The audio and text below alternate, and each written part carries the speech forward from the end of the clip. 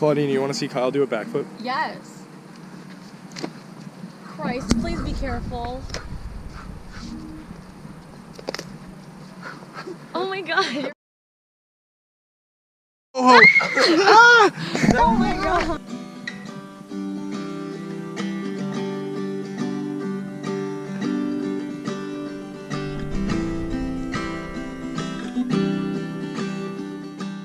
My name is Claudine. I am a nursing major, obviously, because I'm Filipino, duh. And I'm from Staten Island, New York. Born and raised my whole life.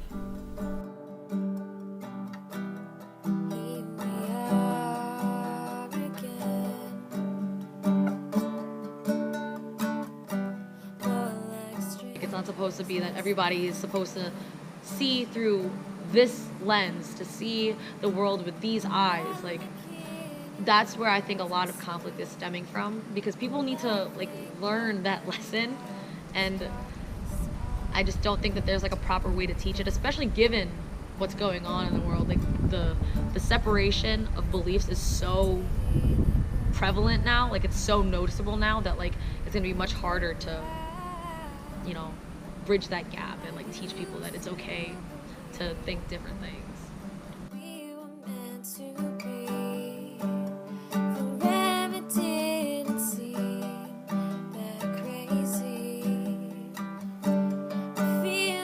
What I think is so beautiful about music, there's something out there for everyone. There's something out there that will always be able to explain something that you're feeling or thinking in words that you probably can't find yourself.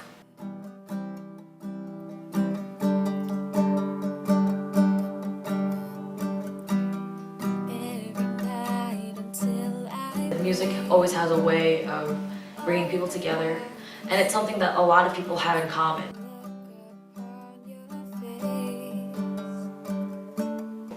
In terms of my biggest music inspiration, probably my dad, because I got a lot of my favorite artists when I was younger from him.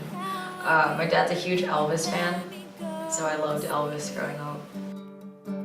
I remember in some of our nursing classes that we learned of different like non-pharmacological ways of taking care of patients, and like music therapy is like a big one.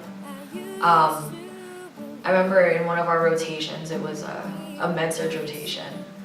There was a patient that I was assigned to each week because he was there for such a long time, and he seemed inconsolable like most of the time that I was there.